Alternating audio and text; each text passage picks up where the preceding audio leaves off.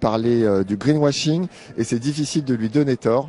Là, ce qu'on voit, c'est le bandeau qui défile en permanence dans l'Action Zone. Que se passe-t-il à l'intérieur où tu te trouves ? Oui, le IN, ça se passe au Scottish Event Campus, c'est dans le centre-ville de Glasgow. Pour y parvenir, il faut passer les contrôles, montrer son test Covid du jour, faire la queue parfois longtemps. Et à l'intérieur, c'est des couloirs, beaucoup de couloirs, vraiment beaucoup. La COP, en fait, c'est une ville dans la ville avec ses cafés, restaurants, ses salles d'attente, sa propre police. C'est celle de l'ONU, en fait, puisque la COP est une zone internationale. 40 000 personnes sont accréditées, ce qui est en fait la plus grosse COP depuis le début. On a entendu plutôt Greta Thunberg parler du greenwashing et c'est difficile de lui donner tort. Là, ce qu'on voit, c'est le bandeau qui défile en permanence dans l'Action Zone. Parmi les sponsors des constructeurs auto, des géants de l'Internet et même Unilever qui produit chaque jour en plastique l'équivalent de 11 terrains de football. Mais les pays ne sont pas en reste. On a demandé à Clément Sénéchal de Greenpeace France de nous faire une petite visite des pavillons. Là, on est devant le pavillon français. Donc, qu'est-ce qu'il a d'intéressant ce pavillon ?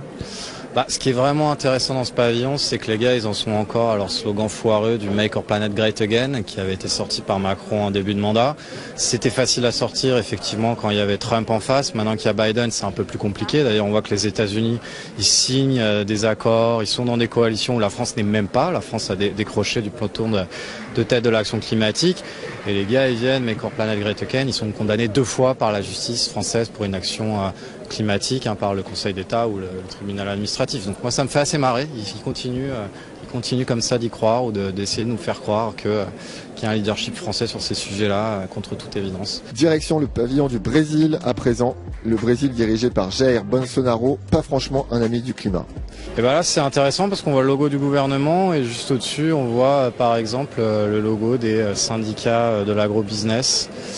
Et donc voilà, on sait que c'est cette alliance mortifère entre Bolsonaro et le big business agricole qui est à la source de la déforestation galopante qu'on voit aujourd'hui. Il y a beaucoup plus de verre sur cette petite façade qu'en Amazonie en ce moment. Et là, on est dans un stand high-tech, qui est le stand de l'Arabie Saoudite. Je voudrais même pas savoir l'empreinte énergétique de ce truc-là. L'Arabie Saoudite, dont la ligne de conduite inaltérable, c'est vraiment de faire dérailler en permanence, d'essayer de faire dérailler toutes les négociations climatiques, COP après COP, avec une régularité assez admirable.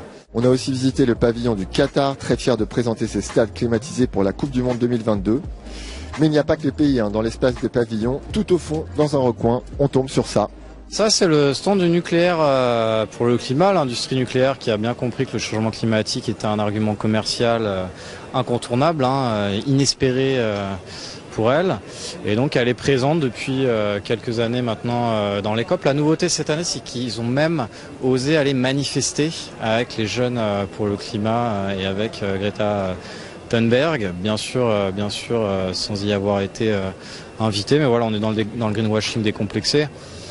Je rappelle que le nucléaire, c'est pas une solution au changement climatique pour plusieurs raisons. C'est beaucoup trop cher aujourd'hui, c'est beaucoup trop lourd et trop lent à déployer. C'est une énergie qui est dangereuse, c'est une énergie qui est vulnérable aux impacts climatiques. Donc on nous vend une solution au changement climatique qui est vulnérable elle-même au changement climatique. C'est un peu problématique. Mais donc voilà, ils sont là à faire leur petite propagande habituelle. À Glasgow, en Écosse, la COP26 sur le climat continue jusqu'à la fin de la semaine. Lors de ce rendez-vous, les délégués du monde entier doivent trouver un accord sur la réduction des émissions de gaz à effet de serre. Et bien sûr, on le sait, il y a urgence. Nos envoyés spéciaux Christophe Guignot et Yumi Kezouf sont à Glasgow. Christophe, salut.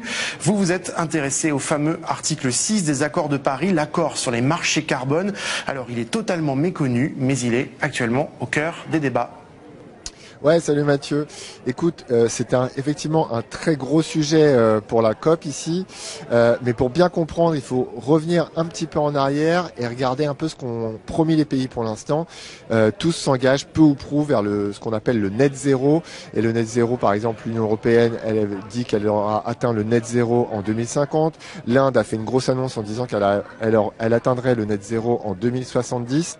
D'ailleurs, dans la version du texte final diffusée ce matin, il est explicitement indiqué que tous les pays devraient proposer d'atteindre le net zéro d'ici le milieu de cette. Alors, le net zéro, c'est quoi ? Voici la définition optimiste de Laurence Tubiana de la Fondation européenne pour le climat. C'est d'arriver à ce que les émissions mondiales en 2050 ou autour de ça, les émissions que nous produisons, les hommes, elles soient à zéro. Et la petite marge qu'on a, c'est ce que la nature peut absorber, ou bien si on est géniaux et qu'on a trouvé la technologie, qu'on est arrivé à capter les gaz à effet de serre de l'atmosphère et en faisant quelque chose. Et donc c'est pour ça qu'il y a le net. Donc zéro, c'est tout le monde doit aller à zéro, et ce qui dépasse, il faut être capable de confier à la nature, aux forêts, à l'agriculture, la capacité de nous mettre à zéro. Et voici celle nettement plus critique de Karine Thibault de Greenpeace Belgique. Le net zéro, en tout cas selon Greenpeace, c'est pour nous vraiment la réduction des émissions de gaz à effet de serre le plus proche du zéro, parce que c'est ça dont on a besoin en réalité pour respecter l'accord de Paris et rester en deçà d'une élévation de température de 1,5 degré. Le problème, c'est que de plus en plus, ce mot est utilisé pour travestir en fait un autre système. Ça veut dire un système qui combine une réduction des émissions de gaz à effet de serre, mais en fait une compensation carbone. Ça veut dire pour une entreprise ou pour un État d'aller finalement acheter, par exemple, auprès d'un autre pays, le fait qu'il y ait une forêt ou qu'il y ait des panneaux solaires et compenser finalement les émissions que cette entreprise ou que cet État fait. Et donc c'est très grave, c'est très dangereux parce que ça peut amener en fait à déconstruire complètement tous les efforts qu'on met en place pour réduire nos émissions. Alors le problème que pointe Karine Thibault, c'est que pour atteindre ce net zéro, il faut mettre en place des marchés carbone. Ces marchés, ils sont pour l'instant à l'état de projet dans l'article 6 de l'accord de Paris. Ce matin, ce n'est pas un mais 3 textes qui ont été diffusés concernant l'article 6 et tous sont encore à cette heure truffés de crochets, des options que les négociateurs des 197 parties vont s'échiner à trancher ces prochaines 72 heures. Alors l'article 6, c'est quoi? L'explication de Karine Thibault. L'article 6, c'est l'article qui fait débat, c'est l'article de la bataille, c'est l'article qui a fait tomber des COP, qui est très très conflictuel. Alors c'est un article qui est dans l'accord de Paris, pour l'expliciter. Il a plusieurs points. Donc d'abord, il faut juste comprendre que quand il a été écrit, quand on le lit, il ne parle pas de marché de carbone. Donc l'article 6, il parle de coopération entre États sur la réduction des gaz à effet de serre. Et d'ailleurs, il y a même une partie très spécifique qui explicite comment un État peut soutenir un autre État, par exemple, pour développer un plan de réduction de sa consommation énergétique ou des choses comme ça. Donc, c'est pas forcément du marché, mais de plus en plus, il a été compris comme un article qui réfère au marché de carbone. Donc nous, en fait, ce qu'on dit, c'est les marchés de carbone ne sont pas nécessaires. 2, il y a des risques énormes de mettre en fait un cheval de Troie au milieu de l'accord de Paris, donc un cheval de Troie au milieu de l'ambition climatique, et qu'il y a plein de systèmes de greenwashing qui sont inclus dans cet article. Le problème, c'est que pour l'instant, sur la table, il y a d'abord cette question, en tout cas, des compensations carbone. Donc, comme Greenpeace, nous, on y est opposés pour 2 raisons. D'abord, c'est fondé sur des calculs hasardeux, sur la capacité de séquestration du carbone. Et 2, ça met en danger aussi les terres. Donc il y a un calcul qui a été fait par Oxfam qui est très intéressant, qui montre si on regarde tous les engagements vers la neutralité carbone des entreprises et de certains États, qu'on regarde les terres accessibles, si on veut y arriver, entre autres en utilisant le marché de carbone, en fait, il n'y aura plus de terre pour nous nourrir. Donc à un moment donné, ça ne tient pas vraiment la route, ces compensations carbone, c'est beaucoup de greenwashing. Mais pour Karine Thibault, la vraie question n'est pas là. En fait, le problème, c'est que l'atmosphère s'en fout de nos calculs. L'atmosphère n'en a rien à foutre de nos systèmes de calcul. Ce qui compte, c'est le nombre de CO2 qui se retrouve dans l'atmosphère.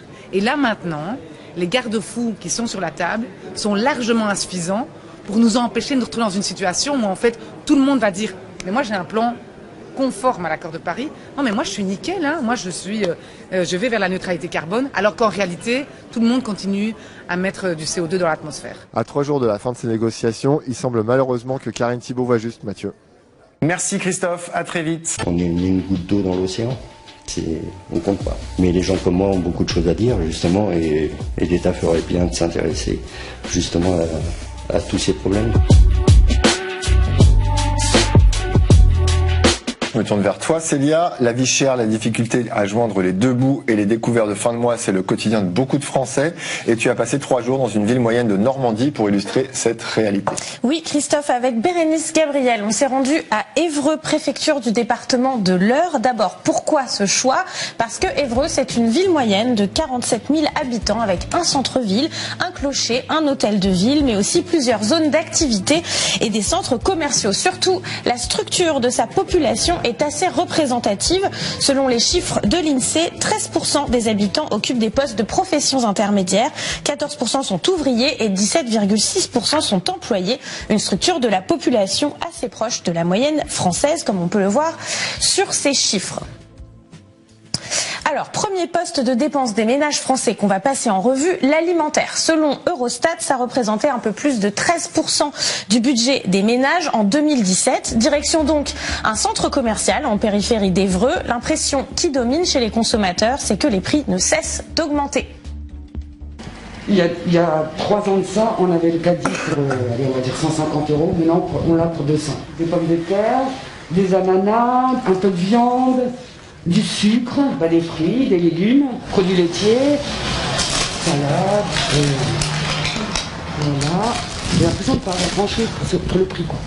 On a l'impression d'être pauvre. Est-ce que vous avez l'impression que faire vos courses vous coûte de plus en plus cher? C'est pas une impression, oui, c'est une certitude, c'est la réalité du ticket de caisse à la fin, ouais. Avant, on venait en course, on avait pour moins de 100 €. Et maintenant, on dépasse les 100, 110 €, quoi. Au niveau du budget, c'est vrai que ça pèse. Les courses pèsent maintenant. Et ça se ressent sur le compte en banque à la fin du mois. Comme chaque Français, on attend la paye. On a perdu au niveau des APL, on a perdu au niveau du chômage, on a perdu énormément sur plein de choses. Quand on paye les assurances, les voitures, tout ce qu'il y a à payer, les crédits, tout ça, on est à 2000 € par mois qui sort de notre salaire. Et on touche 2200 et quelques à 2. On se dit déjà, on rebouche le découvert quand la paye arrive, mais on sait déjà qu'on va être à découvert. Ça fait 6 mois que je suis systématiquement en fin de mois à découvert, quoi. Il y a 2 ans, j'avais jamais découvert, quoi. Là, c'est sûr. Chaque fin de mois, c'est compliqué. L'autre constante, c'est qu'on ne fait pas confiance aux responsables politiques pour y changer quoi que ce soit. C'est qu'on sait qu'on va se faire couillonner après, donc c'est pareil. Vous votez pas? Non, j'en ai ras-le-bol.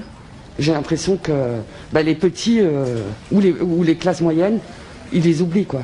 Les promesses pendant la campagne électorale, c'est bien.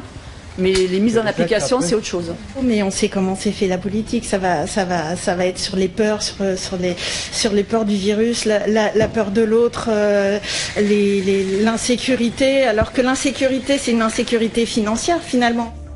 Le sentiment est le même à la pompe à essence qui se trouve juste à côté du centre commercial. C'est quoi le budget que vous avez prévu pour le plein là? Là, je pense qu'il y en a pour au minimum 50 €, je pense. Finalement, c'est 60 €. C'est ça. Ça vous paraît cher? Oui. Mais oui, je ne mettais pas autant avant. Il y a 1 an et demi, 2 ans, je pense que je m'en sortais pour 45 €.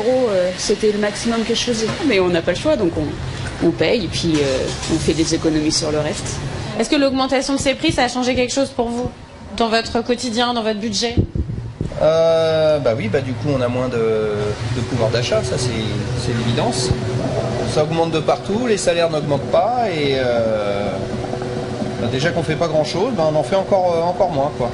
Là vous en avez eu pour 71 €, 62? 71, 62, ouais. Qu'est-ce que ça vous inspire? Regardez ça de façon pensive.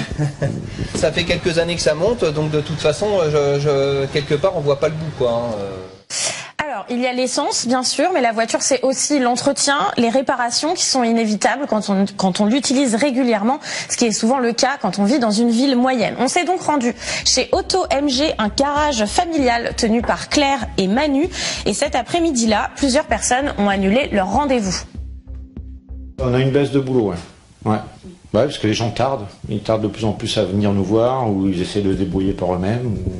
Là, on commence à avoir une baisse d'activité parce que les charges ont augmenté pour beaucoup. L'électricité, le carburant, c'est des choses que ils ont du mal à joindre les deux bouts. Début de mois, en général, les gens ils ont eu leur salaire, donc ils font obligatoirement ce qu'ils ont à faire en frais sur leur véhicule. Après, fin de mois, ils se retiennent pour essayer de le faire le mois d'après. Et tout le monde pleure, faut pas rêver, tout le monde pleure. Cette baisse d'activité a des conséquences concrètes sur leur quotidien. De temps en temps, on s'octroyait effectivement un week-end avec les enfants, c'est des choses qu'on ne fait plus. On s'octroyait un petit peu plus de restaurants, oui, c'est des choses qu'on ne fait plus. Le cinéma aussi avec les enfants, c'est des choses qu'on ne fait plus. Comment vous gérez cette activité en dents de scie Est-ce que ça ajoute à votre inquiétude? On dort pas très bien toutes les nuits, effectivement. Ouais. Franck, un client régulier qui n'avait pas de rendez-vous cet après-midi-là, vient d'arriver au garage.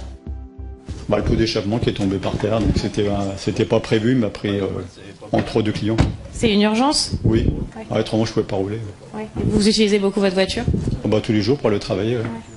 Donc non, c'est à remplacer, il va falloir trouver un kit de montage avec. Vous allez pouvoir réparer ça aujourd'hui ou est-ce que ça va vous prendre plusieurs jours? Non, pas aujourd'hui, non, pas plusieurs jours. Ça peut être fait en 1 heure, voire maxi 1h30, mais ce qu'il y a, c'est le tout, c'est d'avoir la pièce. À vue de nez, Manu, vous savez combien ça peut coûter? On ne doit pas être loin des 150, voire 200 € à peu près. Pièce et main d'œuvre, on ne doit pas être loin. Okay. Du coup, Franck, ce à quoi vous vous attendiez, est-ce que c'est un gros budget pour vous? Il faut entretenir le véhicule, puis voilà, tant pis. Hein. Ça fait partie des soucis qui sont imprévus, mais on est obligé de le faire face. Quoi. Là, vous cherchez la pièce, c'est ça? Oui. Pour la commander? Voilà, c'est ça. Pour voir le tarif, déjà, savoir s'il y en a un moins cher que l'autre, sachant qu'actuellement, les prix des pièces, ils augmentent, la preuve. 237 € TTC la pièce. Ouais, ça va être plus cher que ce que je pensais. Plus 1 heure à main d'œuvre. Ouais, 273, tu vois. Donc on est à une centaine d'euros de plus que prévu. Ouais, que ce que j'aurais pu penser. Et vous, au niveau de votre quotidien, ces 273 €, ça va vous impacter? Un cahier de moi, ouais. Tant pis. On va plus de patates. Alors en septembre, le gouvernement a annoncé une hausse ponctuelle de 100 € pour les ménages qui bénéficient du chèque énergie. Pour info, le chèque énergie, c'est une aide qui va de 48 à 277 € en fonction des ressources. Franck et Annabelle, par exemple, font partie des 6 millions de ménages qui le reçoivent. Ce couple nous a accueillis chez eux, dans leur petit pavillon en banlieue d'Évreux.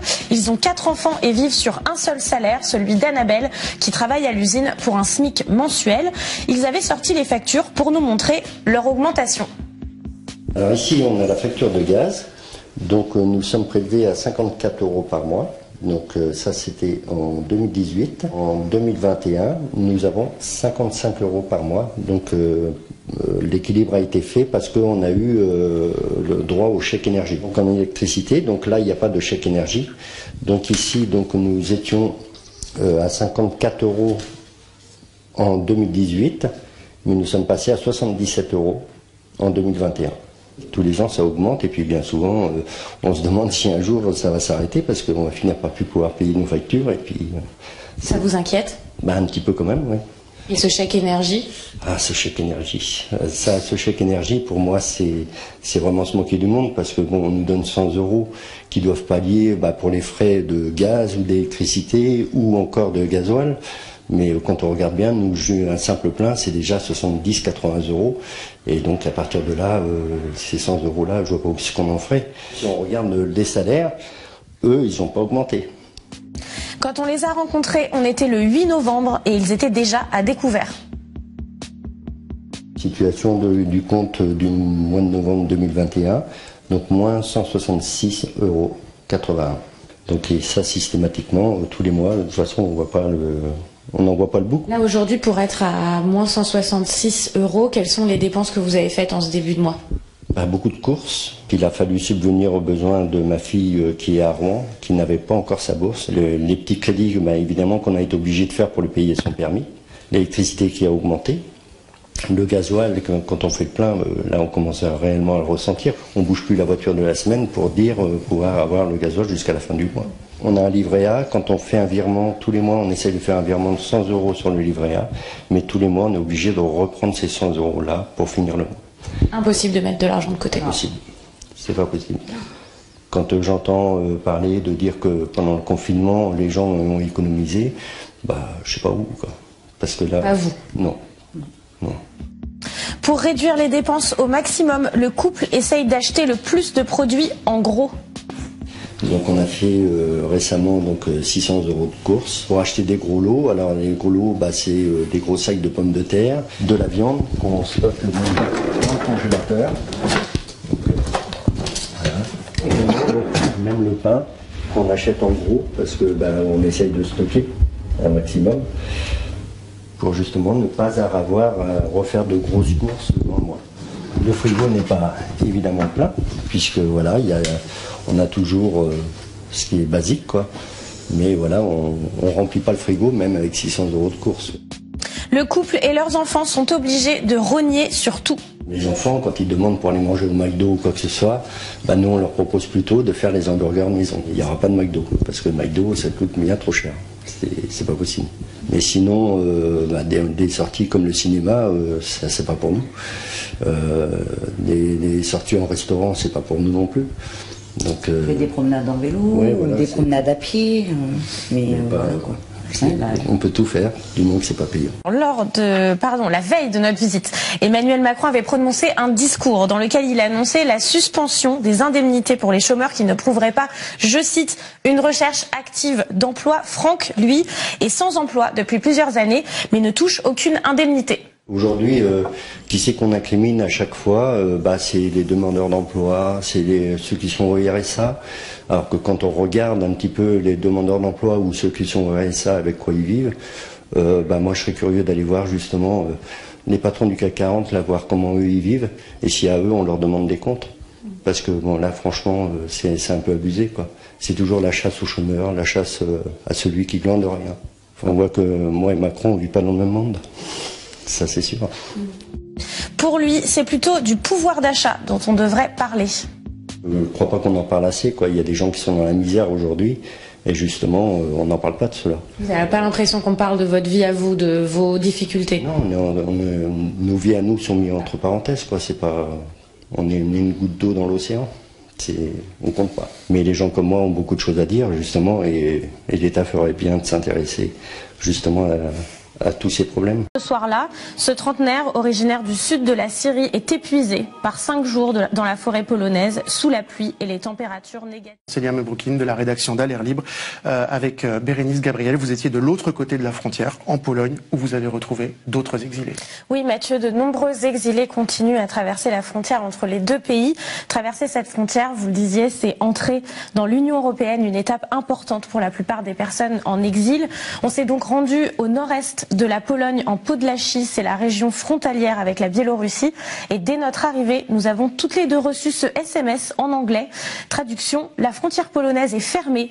Les autorités biélorusses vous ont raconté des mensonges. Retournez à Minsk. Ne prenez pas les pilules que vous donnent les soldats biélorusses. Ça donne donc une idée de l'ambiance sur place, mais ce n'est pas un texto, évidemment, qui va empêcher les gens de passer la frontière. C'est à Białystok, la capitale régionale, qu'on a fait la connaissance de Zain et Alia. Ils sont frères et sœurs, ils sont originaires de Syrie et ils préfèrent rester anonymes pour ne pas alerter leurs parents qui ne savent rien de leur projet d'expatriation. Et c'est dans un centre d'accueil d'une ONG polonaise qu'on les rencontre et l'accès au centre d'accueil nous a été refusé par peur des représailles. On fait donc l'interview dehors. Voilà ce dont Alia et Zain se rappellent de la Biélorussie. See, there's nothing, no tents, no sleeping bags, no nothing.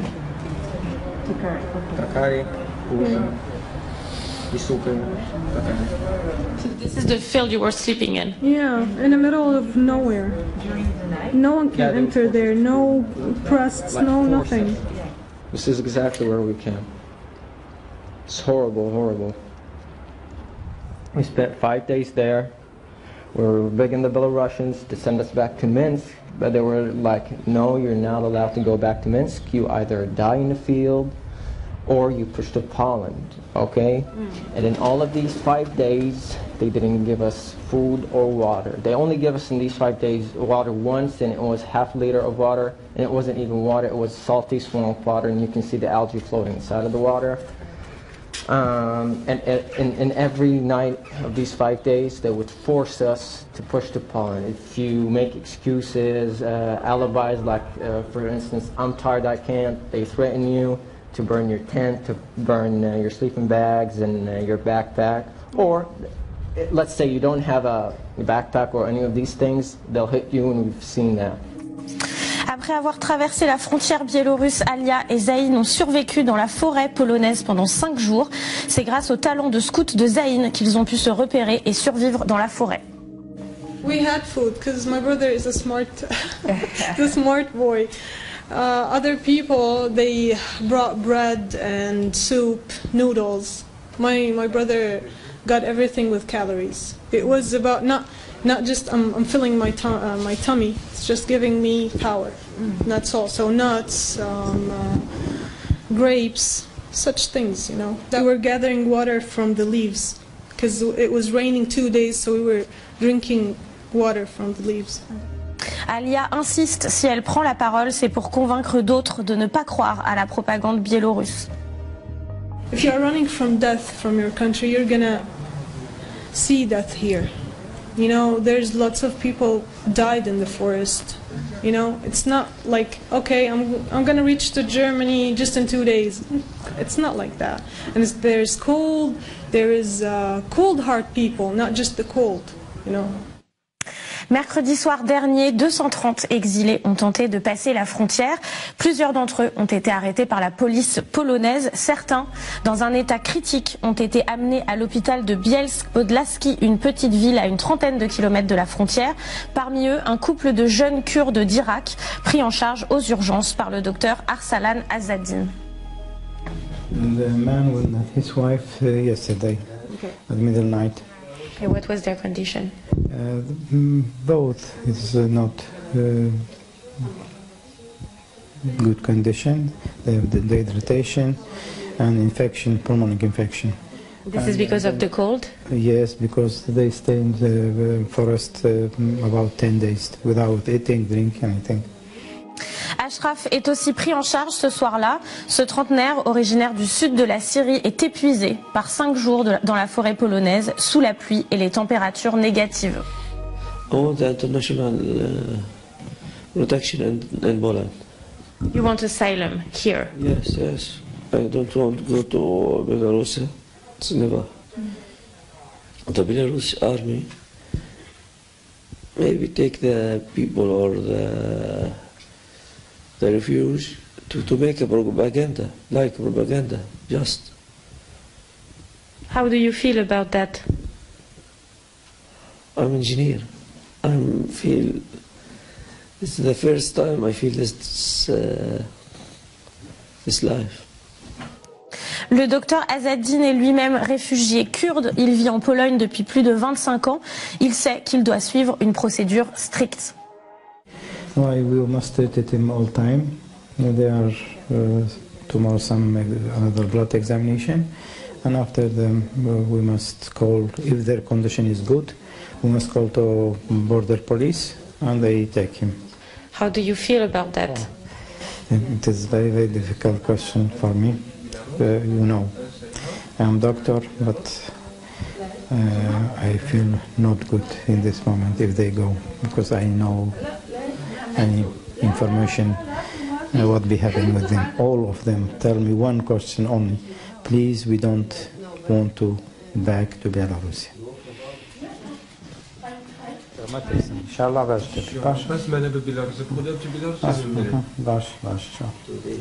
the same question. Hope we don't need come to Belarus. Please help us. You know, so you were telling them that you're going to call the police right tomorrow morning? مش بين الشرطة مش ناهدين وقفا. Cette nuit-là, au moins, Ashraf et le couple kurde ont pu dormir au calme et au chaud, mais avec l'angoisse évidemment d'être renvoyés à la frontière biélorusse. On est retourné devant cet hôpital le lendemain pour attendre la venue des gardes frontières. Arrivé bien avant nous, un groupe d'activistes est là pour apporter une aide juridique aux réfugiés.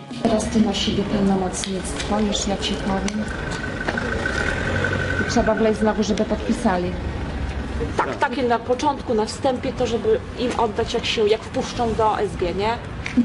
Żeby zostawić ślad. Jedno jest dla mnie, jedno jest do straży?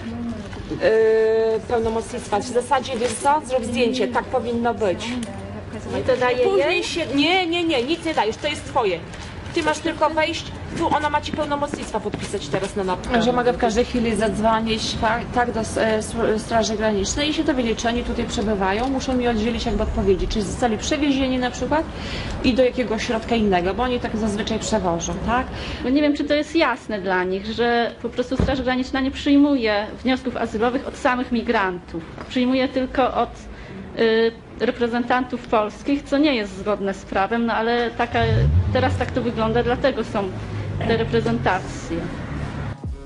Alina se dépêche d'aller faire signer les procurations avant l'arrivée des gardes frontières. Zaraz ma podobno przyjechać straż. No dobra, to będziemy widzieć. I oby na dobicie, to wszyscy polecimy na dobicie. No ten lekarz bo powiedział, ja żebym wyszła, żebym nie była w środku, jak oni przyjadą. No tak mi powiedział lekarz. Nie? Tylko żeby numery tych paszportów tu. No tak, no to postaramy się. Nie? No. Podpisali wszystkie dokumenty jako pełnomocnictwa na mnie i wszyscy bardzo proszą, żeby nie odsyłać ich na Białoruś.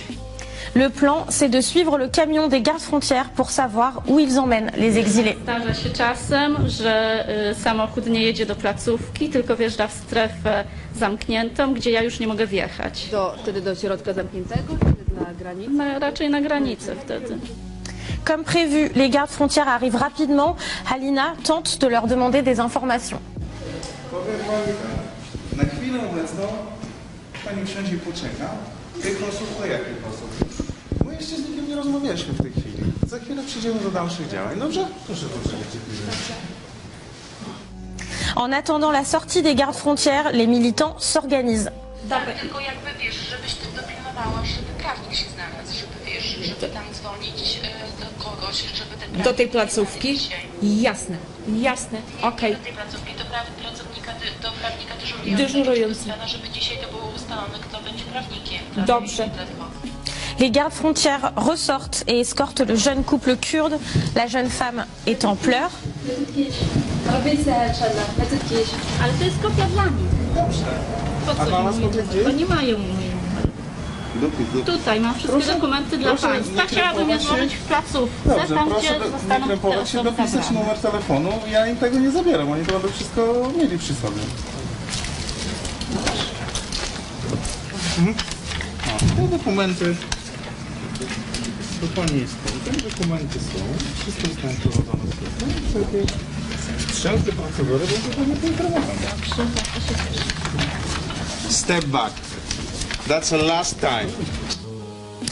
On est monté en voiture avec Halina pour suivre les gardes frontières. How does it look like?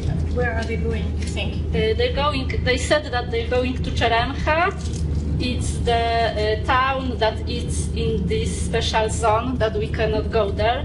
But we want to check if they talk true. Okay. So probably they will be pushed back to the... No, maybe not, maybe not. So you have good hope? Yes. À l'approche de la zone d'état d'urgence, une zone de 3 km de large autour de la frontière interdite aux journalistes et aux associations, Halina perd les gardes frontières de vue. From here is this zone, special zone. So we lost them. Comme prévu, on tombe sur un barrage policier à l'entrée de la zone d'état d'urgence. Dzień dobry. Dokument od pani poproszę, dobrze? Koleżanka pyta, co pan robi. Sprawdzam system. Dlatego tu jest posterunek. Celem tego, by mieszkańcy mogli wjechać, bądź ludzie z upoważnieniem, tak? Rozumiem. Czyli takie, że pani ukaże upoważnienie i wszyscy pasażerowie, państwo będziecie mogli wjechać. Rozumiem. Jeżeli takiego niestety nie dostanę, to zawrócimy? Będzie trzeba zawrócić, dobrze? Dobrze. Halina nous a informé ce matin que le jeune couple a pu déposer une demande d'asile en Pologne, mais qu'ils sont toujours enfermés au poste frontière de Cheremcha. Direction Białystok pour une autre bonne nouvelle. On a retrouvé Ashraf, sain et sauf, pris en charge par la même association polonaise Kalia et Zain. Après 10 jours sans donner de nouvelles, il a enfin pu contacter ses parents. Did you tell them what happened to you? Yes. Not actually. Not everything. Everything, yes. About we go to forest and maybe some difficult road. I'm not tell him what happened exactly. because you know, father and mother have a lot of feeling with our son go. À sa sortie de l'hôpital, Ashraf a pu déposer une demande d'asile en Pologne. Are you going to stay in Poland? I won't go to the Germany because I have a Dutch language. You have family too? My cousin, my son of cousin, yes, and a lot of friends in Germany. And if I cannot, I will stay there. Anywhere else, Belarus. Merci Célia, un reportage que tu as fait avec Bérénice Gabriel. Célia, donc Éric Zemmour, grand défenseur des femmes, c'est ce que tu es allé vérifier sur place à Villepinte. Exactement, Christophe. Le moins qu'on puisse dire, c'est que les femmes n'étaient pas du tout majoritaires dans cette assemblée. Ce qu'on a vu, surtout, c'était des hommes, beaucoup d'hommes, des hommes jeunes et fiers de soutenir Éric Zemmour.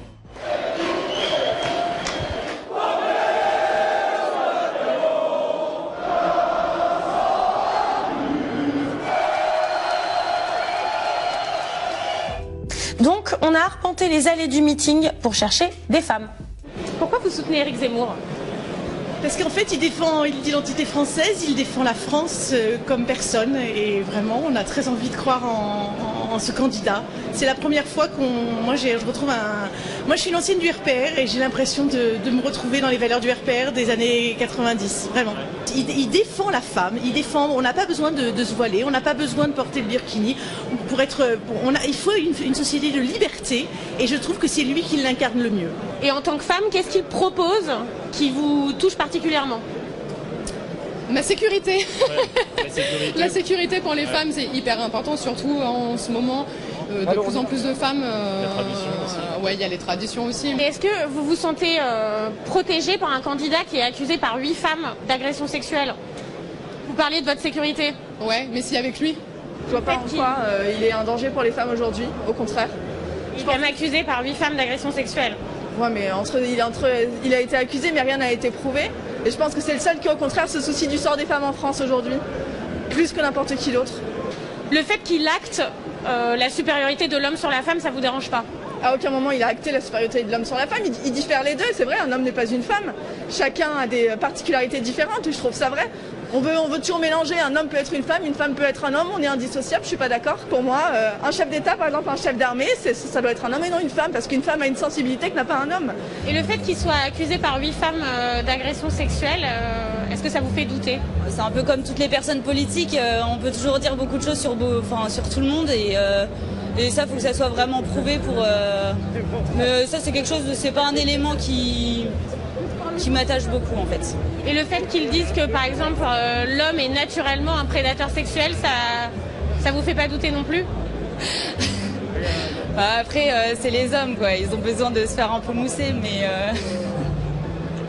Ça vous fait pas douter sur votre vote ? Non. Non, ça me fait pas du tout douter, non. Aux abords de la zone VIP, on a trouvé Juliette Briens qui se décrit sur son compte Twitter comme influenceuse patriote.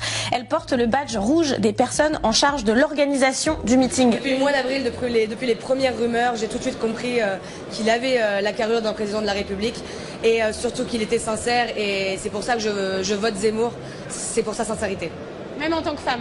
En tant que femme, bien évidemment, et surtout en tant que femme. Pourquoi ? Parce qu'Éric Zemmour sait quels sont les dangers qu'encourent les femmes aujourd'hui. C'est sûrement pas le patriarcat blanc, et c'est le problème qu'une femme aujourd'hui ne peut pas sortir dans la rue sans se faire harceler et sans se sentir en insécurité. Et, il est lui-même accusé par 8 femmes d'agression sexuelle et c'est un homme blanc. Écoutez, c'est un homme blanc, il a été accusé par des femmes, je pense pas qu'il ait été jugé, je pense pas que de plainte ait été déposée, donc ça n'a rien à voir avec ce que moi je vis au jour le jour dans les rues de Paris. Ça, je sais que c'est vrai. Là, ce que vous me racontez et votre article, c'est des témoignages que vous avez certes recueillis, il n'y a aucune preuve, il n'y a pas de plainte, il n'y a rien. Donc, vous ne croyez pas les femmes qui disent être victimes d'agression sexuelle ? Je crois les femmes une fois qu'elles ont été que quelqu'un a été reconnu coupable. Là, il s'est rien passé. Donc non, j'ai pas. Vous trouvez ça rassurant, vous, en tant que femme, que le candidat que vous soutenez est accusé d'agression sexuelle ? Je trouve ça très rassurant si Éric Zemmour, en effet, est président de la République. Je pense que les femmes s'en porteront bien mieux, bien mieux. Alors, vers 15h, les esprits étaient bien échauffés et après une bonne heure et demie de travail dans l'enceinte du meeting, mon collègue Armel Baudet et moi-même avons eu droit à une leçon de morale et à des insultes. Vous cherchez l'image ridicule pour desservir Zemmour. Zemmour, il est contre les femmes, il est antisémite, il est raciste, il est sur toutes les chaînes sauf la news. C'est tout le reste, les rédacteurs en chef de gauche. Et vous, alors vous n'en parlons pas. Vous êtes tout sauf objectif. Vous êtes la honte du journalisme. Un journaliste, il devrait être neutre. Alors vous ne l'êtes pas. Mais vos chefs, c'est des sacrés fouilles. Bonne journée, monsieur. On continue à bosser et on fait ce qui s'avérera notre dernière interview du jour. Je comprends même pas que les gens puissent douter que les femmes sont avec Zemmour. C'est pas croyable. On est quand même accusé d'agression sexuelle par 8 femmes. Mais bien sûr, c'est ce qu'on dit en général quand on n'a pas d'autres arguments. C'est n'importe quoi. Et je suis désolée, moi je suis là, je suis une femme. Je crois 100% en Zemmour. C'est le seul qui puisse nous sortir de ça. C'est tout. Voilà. Et le fait qu'il acte la supériorité masculine, ça vous dérange pas non plus? Non, je pense que vous comprenez pas très bien ce qu'il a dit. Je pense qu'il n'y a absolument pas de supériorité masculine, c'est pas du tout ce qu'il raconte. Je pense qu'il est contre la discrimination positive, c'est-à-dire que ce qui compte c'est la valeur des gens. C'est pas la valeur qu'on fasse une place aux femmes parce qu'elle est une femme, aux homosexuels parce qu'elle est homosexuelle, aux noirs parce qu'il est noir. Ce qui compte c'est la valeur des gens, c'est tout ce qui compte, voilà. On veut faire passer Zemmour pour un négationniste, pour un fasciste et pour un antiféministe. Donc à un moment donné, il faut arrêter la propagande. Franchement, c'est n'importe quoi. C'est n'importe quoi parce qu'il est tout sauf négationniste, il n'est pas fasciste et il n'est pas antiféministe. Il n'est pas d'extrême droite. Et vous, les journalistes, vos questions... On va leur répondre, arrêtez de leur répondre. Tronquez vos propos, ne répondez donc pas, arrêtez de leur répondre. Parce qu'on connaît l'honnêteté des médias, donc arrêtez de leur répondre, ça sert à rien. Si, moi je voulais juste dire, vos questions sont orientées, voilà nos réponses. Nous sommes là. C'est après cet échange tendu que nos confrères de Quotidien arrivent dans la même allée que nous. Les militants commencent à les prendre pour cible.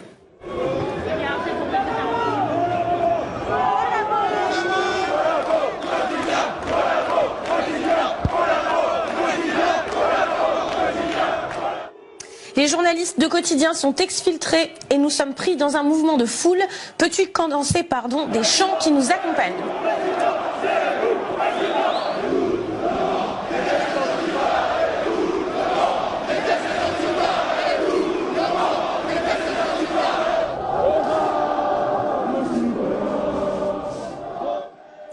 Quotidien est finalement exfiltré. Le prochain qui pousse, c'est moi qui pousse.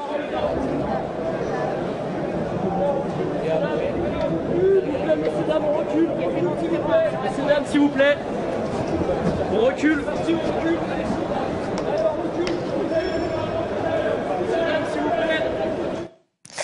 Alors, pendant l'exfiltration de Quotidien, nous avons aussi été pris pour cible par des coups anonymes, un coup de poing à l'arrière de la tête pour mon collègue Armel Baudet et une gifle à l'arrière de la tête pour moi.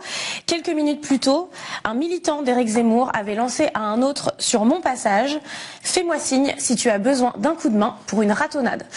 Et je ne parle même pas des regards insistants des Mediapart gauchos et des Mediapart pourris lancés à tout va.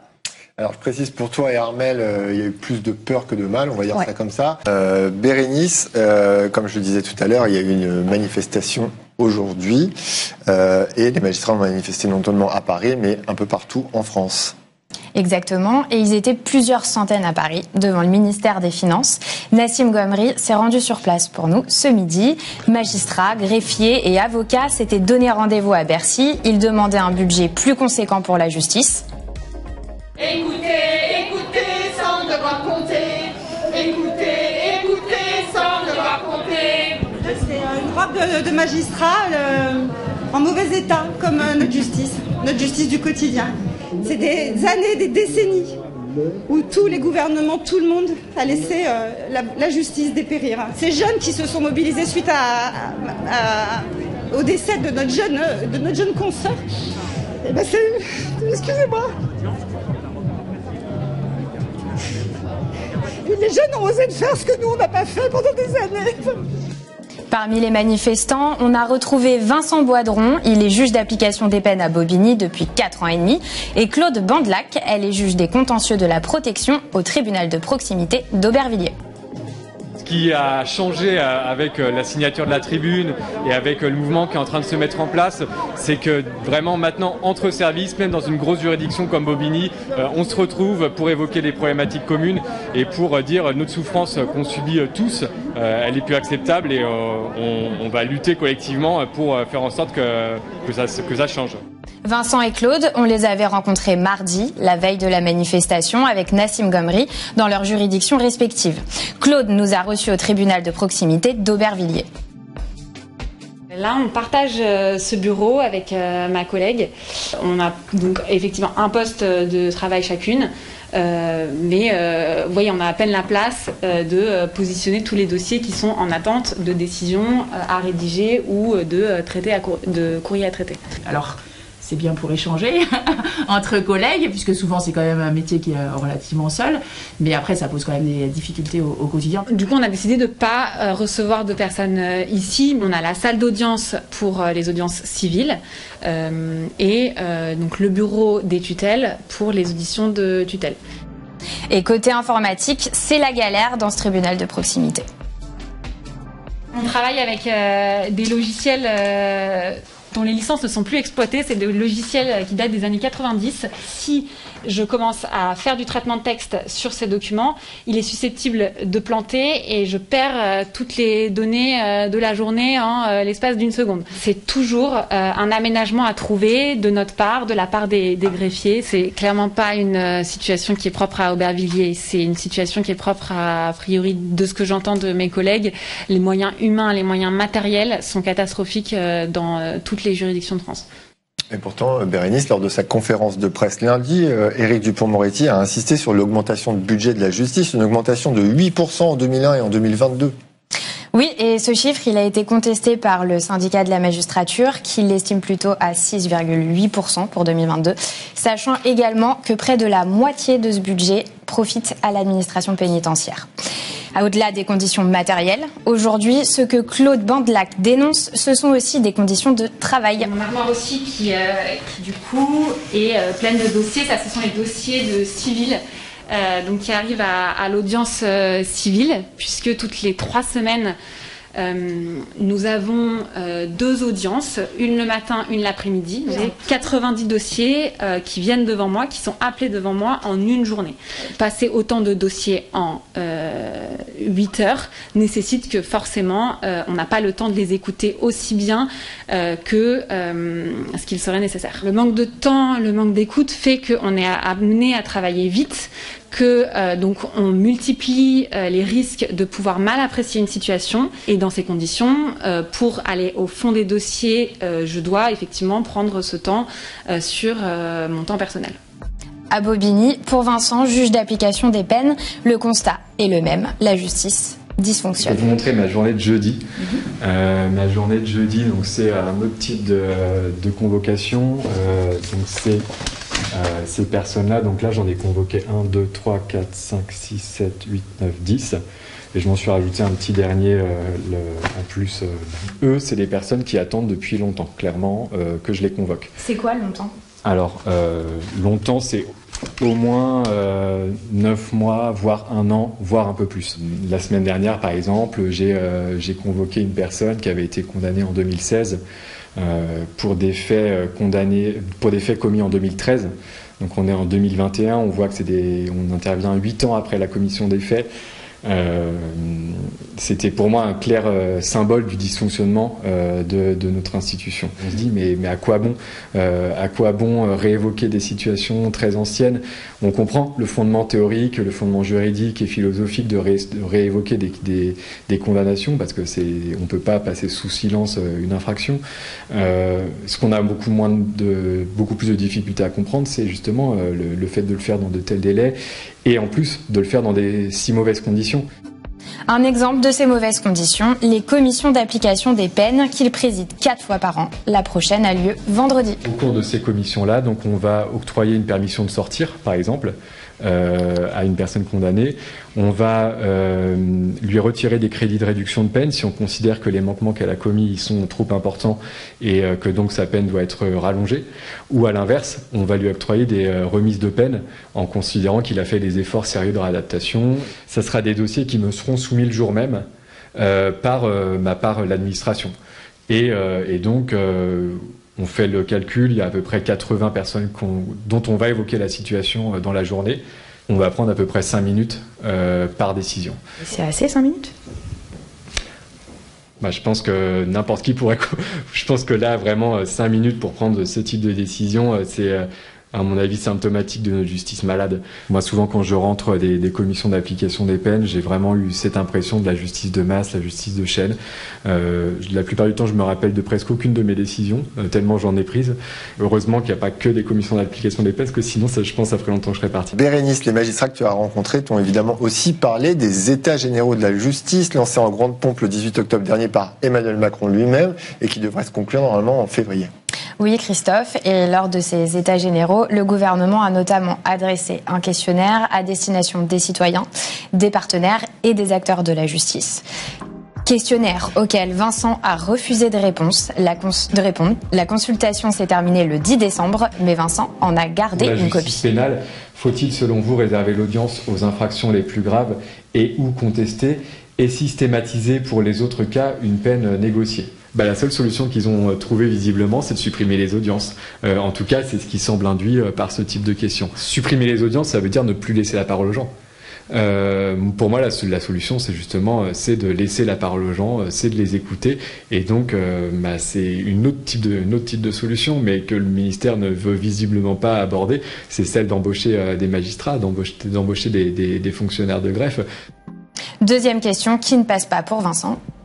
Il est dit, pour renforcer le financement de la justice notamment, la majorité des États membres de l'Union européenne exige une contribution financière pour entamer une procédure judiciaire.